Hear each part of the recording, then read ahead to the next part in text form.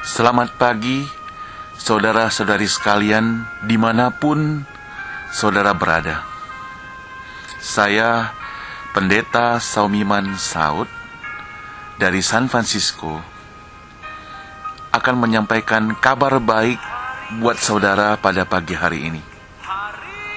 Kiranya kabar yang disampaikan kepada saudara berupa firman Tuhan ini boleh menjadi berkat bagi saudara sekalian. Saudara, jikalau khotbah yang disampaikan pada pagi hari ini menjadi berkat bagi saudara, silakan perkenalkan kepada teman-teman saudara sekalian. Hubungi saya jikalau saudara hendak berkomunikasi dengan alamat email saumiman@gmail.com. Sekali lagi, saumiman@gmail.com. Kiranya Tuhan memberkati saudara sekalian sepanjang hari ini. Terima kasih, Tuhan memberkati, dan selamat mendengarkan.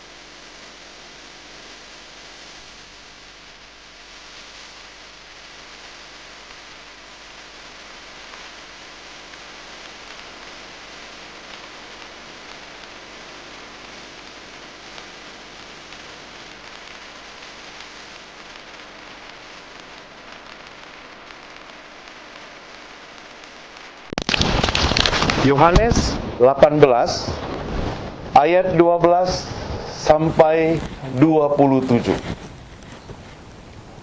Kitab Yohanes pasal 18 ayat 12 sampai 27, demikian firman Tuhan. Saya bacakan untuk kita sekalian. Maka pasukan prajurit serta perwiranya dan penjaga-penjaga yang disuruh orang Yahudi itu menangkap Yesus dan membelenggu dia. Lalu mereka membawanya mula-mula pada Hanas, karena Hanas adalah mertua Kayafas yang pada tahun itu menjadi imam besar. Dan Kayafaslah yang telah menasehatkan orang-orang Yahudi adalah lebih berguna jika satu orang mati untuk seluruh bangsa. Simon Petrus dan seorang pengikut lain mengikuti Yesus. Murid itu mengenal imam besar dan ia masuk bersama-sama dengan Yesus ke halaman istana imam besar. Tetapi Petrus tinggal di luar dekat pintu. Maka murid lain tadi yang mengenal imam besar kembali keluar bercakap-cakap dengan perempuan penjaga pintu, lalu membawa Petrus masuk. Maka kata hamba perempuan penjaga pintu kepada Petrus, "Bukankah engkau juga murid orang itu?" Jawab Petrus, "Bukan." Sementara itu hamba-hamba dan penjaga bait Allah telah memasang api arang, sebab hawa dingin waktu itu, dan mereka berdiam di situ. Juga Petrus berdiam bersama-sama dengan mereka. Maka mulailah imam besar menanyai Yesus tentang murid-muridnya dan tentang ajarannya. Jawab Yesus kepadanya, "Aku berbicara terus terang kepada dunia. Aku selalu mengajar di rumah-rumah ibadat dan di bait Allah, tempat semua orang Yahudi berkumpul. Aku tidak pernah berbicara sembunyi-sembunyi. Mengapa engkau menanyai aku? Tanyailah mereka yang telah mendengar apa yang kukatakan kepada mereka. Sungguh mereka tahu apa yang telah kukatakan." Ketika ia mengatakan hal itu, seorang penjaga yang berdiri di situ menampar mukanya sambil berkata, "Begitukah jawabmu kepada imam besar?" Jawab Yesus kepadanya, "Jikalau kataku itu salah, tunjukkanlah salahnya. Tapi jikalau kataku itu benar, mengapa engkau menampar aku?" Maka Hanas mengirim dia terbelenggu kepada Kayafas, imam besar itu. Simon Petrus masih berdiam. Kata orang itu kepadanya, "Bukankah engkau juga seorang muridnya?" Ia menyangkalnya dan berkatanya, "Bukan."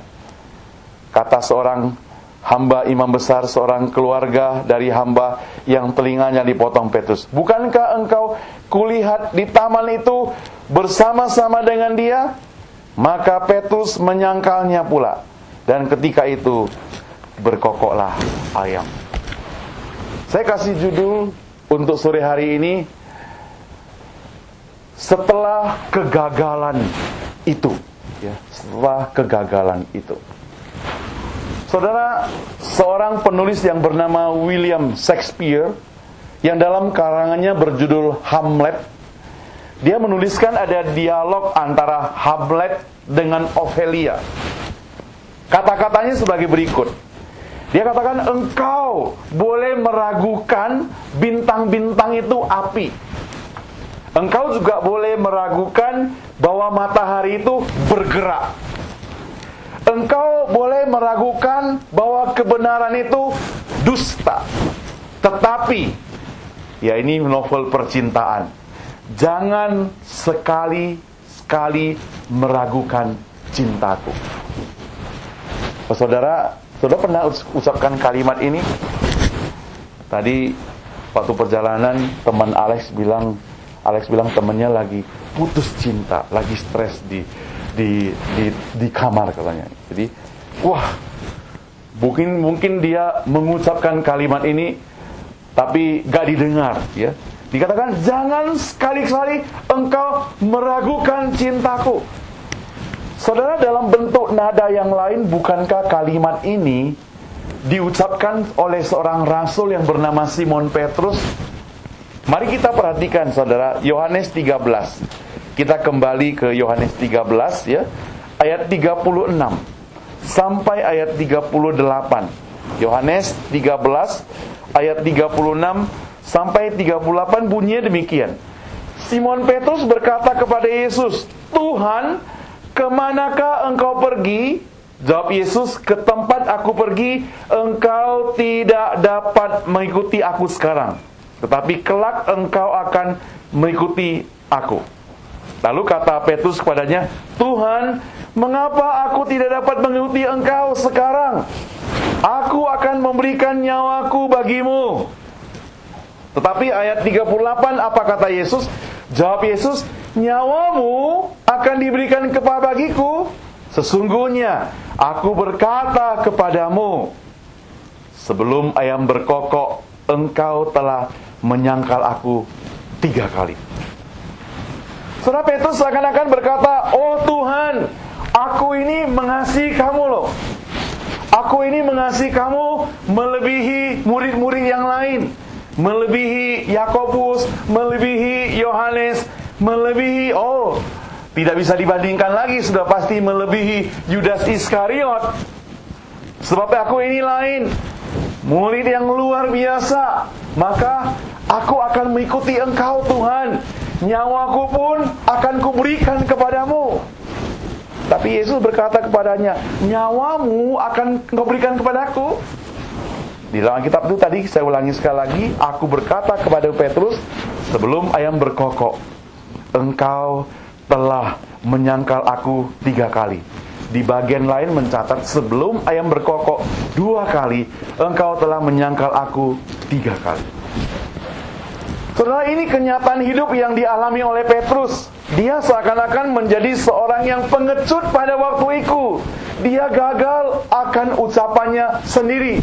Dia katakan, "Aku akan memberikan nyawaku," tapi kenyataannya pada waktu dia berhadapan dengan para imam besar, orang ramai, di situ orang bertanya kepadanya, "Bukankah engkau murid Yesus? Bukankah engkau yang memotong telinga Malkus?"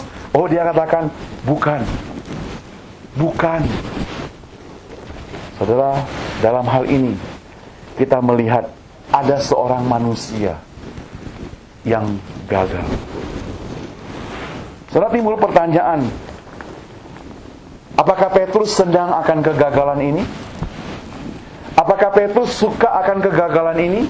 Tidak, saudara. Karena setiap manusia, dia inginnya sukses sejak dari kecil.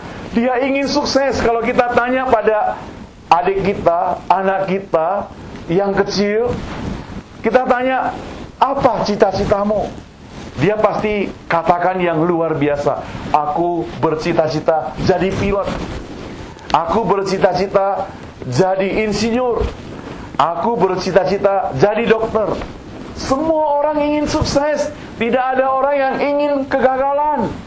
Tidak ada yang katakan, "Aku pinginnya gak ada kerjaan jadi penganggur." Gak ada cita-cita demikian, saudara. Itu saudara yang saya kasih Tuhan. Bukankah tatkala dunia sedang mencari keadilan, Petrus ini selalu diperlakukan secara tidak adil oleh, katakan oleh para pengkhotbah waktu menjelang penyaliban Tuhan Yesus gitu. Selalu saja dikatakan dia yang menyangkal Yesus 3 kali. Saudara yang saya kasih Tuhan, penyangkalan ini merupakan topik renungan khotbah yang tidak habis-habisnya dibicarakan. Tapi bukankah masih ada banyak hal yang positif yang bisa kita lihat dari Petrus? Saya akan mengajak kita lihat di ayat 15, saudara.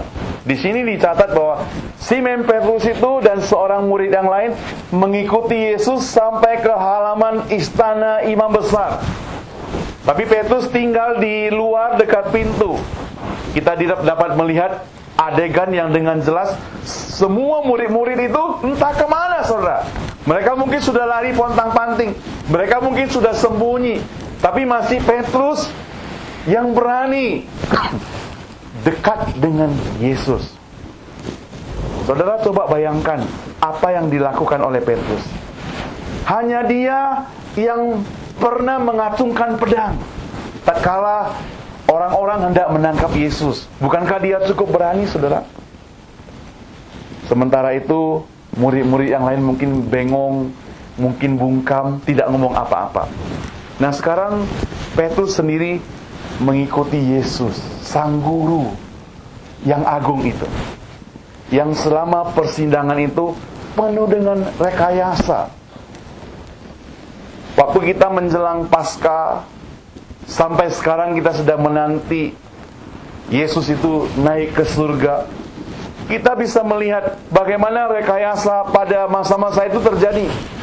Yesus ditangkap yang pertama tanpa alasan, dan dituduhkan kepadanya tuduhan. Yesus ditanyai sesuatu, padahal kalau menurut tradisi hukum pada waktu itu, orang yang terhukum kalau mau ditanya harus ada saksinya. Yesus tidak dihadirkan saksi.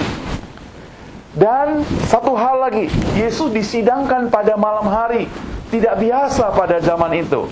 Dan menurut tradisi, hal itu tidak lazim pada waktu itu. Memang orang-orang itu menghadirkan saksi, tapi saksi yang dihadirkan itu palsu. Pengakuannya juga palsu. Tapi mereka itu dipercayai begitu saja untuk menghukum Yesus. Nah, saudara, seharusnya sekarang yang kita perlu ingat tentang Petrus bukan lagi kegagalannya, bukan, melainkan keberaniannya yang menyebabkan dia pada malam hari itu ada bersama-sama dengan Yesus. Memang satu kesalahan yang diperbuat oleh seseorang, dan biasanya, saudara, orang itu akan dicap karena kesalahannya. Ada pepatah mengatakan, hujan sehari akan menghancurkan, kayaknya sudah panas tahun begitu, akan dihancurkan. Pokoknya panas tahun akan hancur gara-gara hujan satu hari. Saya nggak tahu kalimat yang tepat gitu ya, tapi kira-kira demikian. Artinya apa, saudara? Artinya perbuatan baik apapun yang pernah kita lakukan itu akan dilupakan gara-gara pernah kita lakukan kesalahan satu kali saja. Dan itu ketahuan, saudara. Kalau nggak ketahuan nggak apa-apa gitu ya, karena ketahuan. Satu contoh, saudara, yang bisa kita lihat dari kisah seorang hamba Tuhan. Saya pernah mendengar kesaksian dari seorang hamba Tuhan dan juga membaca tentang kisahnya, yang bernama Wang Mingtao gitu ya, Wang Mingtao. Tatkala ia memberitakan Injil di China, ia ditangkap dan dimasukkan dalam penjara selama 23 tahun. Nah, menurut kesaksian, di dalam penjara itu dia disiksa, dia dipukul, dia dihukum, dia di-strum, didudukkan di kursi listrik, saudara. Dan sangat-sangat menderita sekali. Semua dilakukan oleh pihak pemerintah supaya pendeta ini menolak iman kepercayaannya. Konon cerita suatu hari, tatkala ia baru selesai di-strum di kursi listrik, ia dipaksa menandatangani surat pernyataan bahwa ia tidak percaya pada Tuhan Yesus lagi.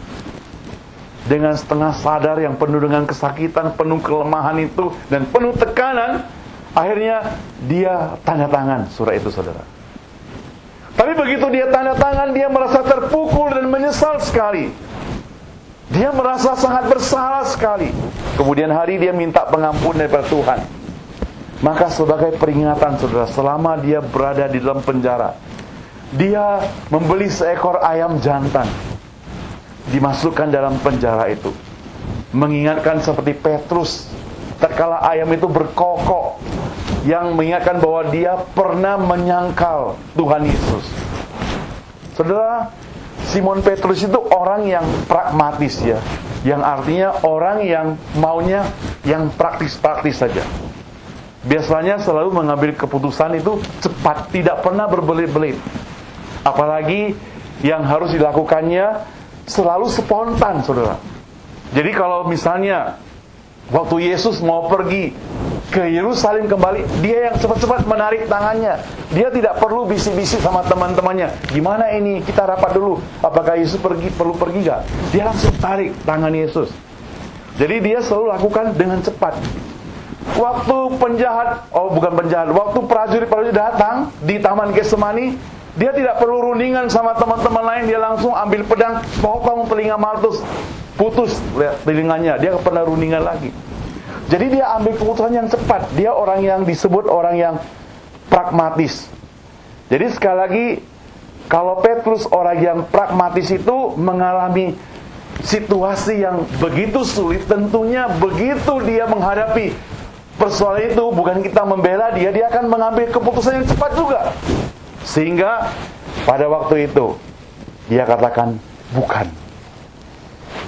Kita juga perlu ingat bahwa Petrus sangat mengasihi Yesus. Jika teman-teman lari, tadi saya katakan entah kemana, Petrus itu bersama-sama dengan Tuhan Yesus. Yang boleh katakan cukup alasan baginya dia bersama-sama dan mengasihi Yesus. Benar dia gagal, tapi dia gagal pada situasi di mana semua orang sudah melarikan diri. Saudara yang saya kasih Tuhan, Petrus itu dengan ciri yang pragmatis, dia bukan orang yang kalau sudah menghadapi sesuatu lalu cengeng, nangisnya lama, enggak. Dia akan cepat sekali melupakan itu. Dia akan bangkit sekali dengan cepat. Kenapa saudara? Karena dia orang-orang yang maunya praktis. Selain itu saudara, resiko yang diterimanya cukup banyak. Sebagai orang yang pernah menyangkal Yesus, saudara bisa bayangkan, pasti teman-temannya mungkin akan mengejek dia. Berita kegagalannya akan tersebar. Mungkin orang akan menilainya pengecut, pengkhianat. Ya, tadi kita sudah katakan dia sebagai penyangkal Yesus yang begitu nakal, mungkin akan menyuarakan kokok ayam. Iya, ingatkan dia kembali, mengenyek Petrus. Saudara, kita tidak bisa menganggap semata-mata Petrus itu murid yang gagal begitu saja. Tapi selama yang namanya manusia, saudara, siapakah di antara kita yang berani mengklaim dirinya sempurna? Siapa yang bebas dari kelemahan? Siapa yang bebas dari ketidaksalahan? Coba kita perhatikan dari mulai tadi pagi sampai saat ini. Apa saja yang kita lakukan? Apakah kita pernah melakukan kesalahan? Tentunya kita pernah, walaupun kesalahan tersebut tidak sampai membunuh orang lain. Tapi kita ada hal-hal yang mungkin terpikir, hal-hal yang tidak menyenangkan hati Tuhan terjadi, karena kita manusia tidak sempurna. Sebagai orang yang pragmatis, saudara, tadi saya katakan Petrus menangis, Petrus sedih, tidak akan lama. Oleh sebab itu saudara, kalau di dalam pasal 21, setelah Yesus itu disalibkan mati, bahkan sudah bangkit, saudara, Petrus itu ada mengucapkan kalimat demikian. Coba lihat Yohanes 21 ayat 3. Yohanes 21 ayat 3.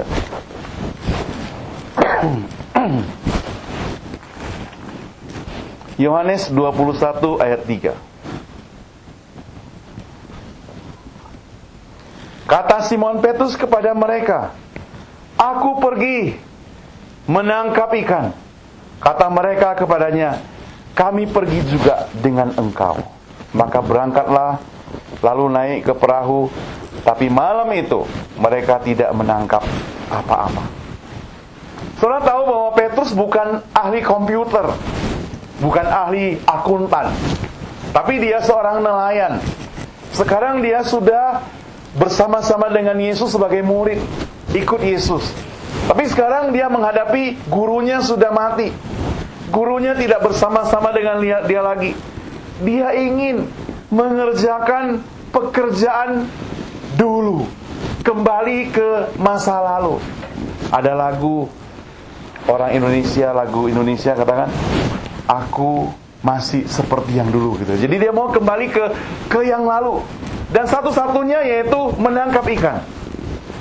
Kita tahu juga Petrus itu dia seorang yang kalau dia berbicara, orang lain kerumunin, saudara. Jadi mau dengar. Saya nggak tahu, ada orang seperti itu ya. Kalau dia ngomong, orang lain kerumunin gitu. Orang lain suka dengar. Kalau saudara, saya ngomong, saudara kerumunin, ini terpaksa gitu ya. Bukan, saudara. Tapi ada orang lain begitu dia ngomong, orang lain jauh-jauhin gitu. Nah, Petrus orang lain kerumuni. Jadi begitu dia katakan, aku mau pergi menangkap ikan, maka yang lain ikuti. Pergi menangkap ikan. Namun saudara, keinginan Petrus justru lain dengan keinginan Tuhan. Kalau Petrus ingin supaya dia menjadi penjala ikan, tapi Yesus ingin dia bukan penjala ikan. Seringkali yang terjadi apa saudara? Ketika kita kecewa, putus asa dan sebagainya, maka kita gak suka lagi mengerjakan apa yang sudah kita komitmen kepada Tuhan. Seperti Petrus tadi. Kita mau tinggalkan dan kita kembali kepada pekerjaan semula. Nah, ini tidak dikehendaki oleh Tuhan Yesus. Tuhan Yesus tidak mau demikian. Tuhan Yesus maunya Petrus tetap kerjakan pekerjaan menjala manusia. Itu sebabnya saudara, di dalam ayat-ayat selanjutnya dikatakan, Yesus bertanya kepada Petrus, Simon, anak Yohanes, apakah engkau mengasihi aku lebih daripada yang lain-lain ini? Saudara, yang dimaksud dengan apakah engkau mengasihi aku, artinya apa? Artinya apakah engkau mengasihi aku lebih daripada kapal ini? Lebih daripada ikan-ikan ini?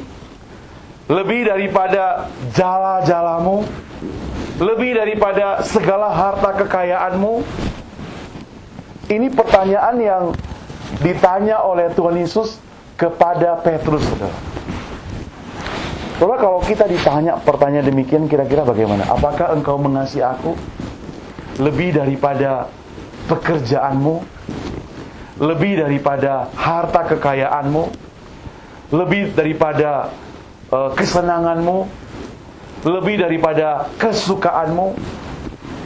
Ada teman saya, gara-gara suka pancing ikan, dia gak ke gereja, saudara. Jadi dia mengasihi Tuhan itu second, yang kedua. Pancing ikan nomor 1. Ya, jangan pula kita gara-gara hobi lalu bisa tinggalkan Tuhan. Jangan, saudara. Nah, saudara, yang saya kasih Tuhan, Petrus ditanya tantangan demikian, apakah engkau mengasihi aku lebih daripada semua itu? Ya, coba kita akan lihat ya. Di sini beberapa yang ditanya oleh Tuhan. Ayat 15 kita mulai lihat ya. Sesudah sarapan, Yesus berkata kepada Simon Petrus, Simon anak Yohanes, 21 ayat 15 ya. Yohanes 21 ayat 15. Sesudah sarapan, Yesus berkata kepada Simon Petrus, Simon anak Yohanes, apakah engkau mengasihi aku lebih daripada mereka ini? Saudara, kata mereka ini itu bukan orang ya. Tadi saya sudah sebutkan. Yang dimaksud dengan mereka ini adalah, apakah engkau mengasihi aku lebih daripada kapal ini? Lebih daripada jala ini? Lebih daripada ikan ini? Jawab Petrus kepadanya, benar Tuhan, engkau tahu bahwa aku mengasihi engkau. Lalu kata Yesus kepadanya, gembalakanlah domba-dombaku. Itu pertanyaannya satu kali. Tapi tidak cukup, saudara, coba perhatikan. Kata Yesus pula, ayat ke-16. Kata Yesus pula kepadanya untuk kedua kalinya, Simon anak Yohanes, apa engkau mengasihi aku? Jawab Petrus kepadanya, benar Tuhan, engkau tahu bahwa aku mengasihi engkau. Kata Yesus kepadanya, gembalakanlah domba-dombaku. Tidak cukup, saudara. Ayat 17. Kata Yesus kepadanya untuk ketiga kalinya, Simon anak Yohanes, apakah engkau mengasihi aku? Maka sedih hati Petrus, karena Yesus berkata untuk ketiga kalinya, apakah engkau mengasihi aku? Dan ia berkata kepadanya, Tuhan, engkau tahu segala sesuatu. Engkau tahu bahwa aku mengasihi engkau. Kata Yesus kepadanya, gembalakanlah domba-dombaku. Saudara, yang menarik adalah pada waktu pertanyaan pertama, pada waktu pertanyaan kedua, Yesus memakai kata kasih. Kita sudah pelajari pada minggu-minggu lalu ya, ada kasih yang disebut kasih agape, kasih Tuhan. Dia memakai kasih itu untuk bertanya, apakah engkau mengasihi, pakai kasih Tuhan kepadaku lebih daripada mereka ini? Petrus jawabnya dengan kasih sesama manusia, philia itu, kepada Tuhan. Kedua kali Yesus bertanya lagi. Petrus jawab lagi dengan kasih sesama manusia itu. Berarti apa, saudara? Berarti seakan-akan Petrus merasa tuntunan Tuhan itu begitu besar. Sampai ketiga kali, kalau dalam bahasa aslinya, Yesus tidak memakai lagi kasih agape itu. Dia pakai kasih philia itu. Apakah engkau mengasihi aku? Maka saudara, sedihlah hati Petrus. Dia menangis. Saudara, saya membayangkan bagaimana pergumulan Petrus pada waktu itu ya. Ketika dia ditanya dan ditanya dan ditanya lagi sampai 3 kali. Apakah Tuhan itu tidak tahu kalau aku mengasihi dia? Bagaimana kalau pertanyaan itu ditanya pada kita? Kalau Tuhan Yesus berada di hadapan sini, dia tanya, apakah engkau mengasihi aku lebih daripada mereka ini? Kita katakan, aku mengasihi engkau Tuhan. Tapi dia tanya sekali lagi. Dia tanya sekali lagi, saudara. Oh saudara, boleh dibilang Petrus benar-benar terpukul sekali. Hatinya hancur. Orang yang pragmatis tadinya, orang yang maunya praktis, akhirnya dia menangis penuh dengan kesedihan. Dan saudara perhatikan, Petrus yang pernah gagal ini, akhirnya Tuhan mau pakai cara luar biasa. Di dalam Kisah Para Rasul, saudara, Petrus setelah dia kembali ikut jalan Tuhan, menjadi gembala domba-domba itu, dia pergi KKR. Ada 5.000 orang yang bertobat dari Kisah Para Rasul 4. Tidak termasuk perempuan dan anak-anak. Itu dilakukan oleh orang yang pernah menyangkal Tuhan Yesus. Bahkan menurut tradisi, saudara, demi pekabaran Injil yang dilakukan oleh Petrus, ia ditangkap, kemudian dia salibkan. Dia mati karena disalibkan. Ini Simon Petrus. Saudara, kita bisa gagal. Kita bisa tidak berguna di hadapan manusia, mungkin di hadapan Tuhan. Tapi saudara ingat, kalau kita kembali lagi kepada Tuhan, Tuhan mau pakai kita kembali. Petrus yang pernah gagal, Tuhan mau pakai luar biasa. Ada 5.000 orang boleh bertobat. Luar biasa. Bukan karena kita gagal lalu kita tinggalkan Tuhan, bukan. Tapi Petrus gagal, dia berusaha meninggalkan Tuhan pun dia tidak bisa. Karena Tuhan tetap mau memakai dia. Tuhan katakan, aku mau memakai engkau. Nanti kapan-kapan kita akan belajar tentang Musa. Ketika Musa mau dipanggil Tuhan, dia katakan, aku tidak pandai berbicara. Tapi Tuhan mau katakan, aku mau pakai engkau yang tidak pandai berbicara ini. Saudara, apa maksudnya? Maksudnya adalah kita bisa tidak pandai, kita bisa saja tidak punya talenta, tapi Tuhan mau pakai kita. Memang ada hal-hal tertentu yang perlu latihan.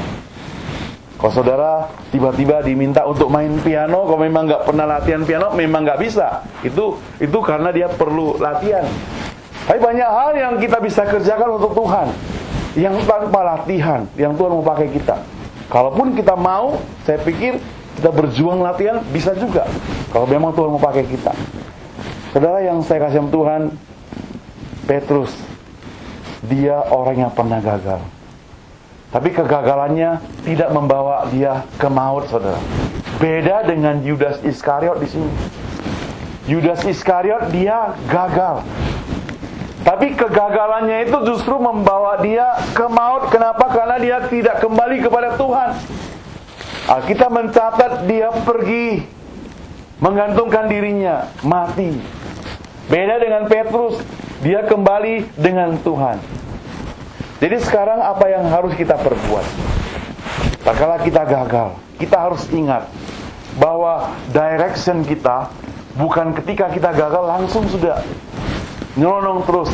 Seperti kita kalau misalnya mau pergi kemana-mana, sudah kelewatan exitnya misalnya. Mau gak mau kita harus balik supaya sampai ke tempat tujuan. Kita gak bisa terus saja supaya sampai itu, gak bisa. Jadi kita harus balik sampai tujuan. Jadi sama dengan kehidupan kita. Ketika kita gagal, meleset dari tujuan Tuhan, kita harus kembali kepada Tuhan. Biarlah kita semuanya diberikan kesempatan seperti itu. Kita masuk dalam doa.